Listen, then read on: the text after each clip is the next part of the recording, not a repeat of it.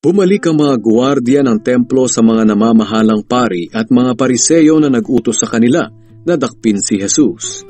Tinanong sila ng mga ito, "Bakit hindi ninyo siya dinala rito?" Sumagot sila, "Ngayon lang po kami nakarinig ng katulad niyang magsalita." Sinabi ng mga pariseyo, "Kung ganoon, pati kayo ay naloko na rin ng taong iyon. May nakita na ba kayo mga pinuno o mga pariseyong sumasampalataya sa kanya? Wala.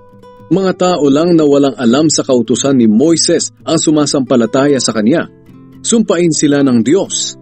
Isa sa mga pariseyong naroon ay si Nicodemos, na minsang dumalaw kay Jesus.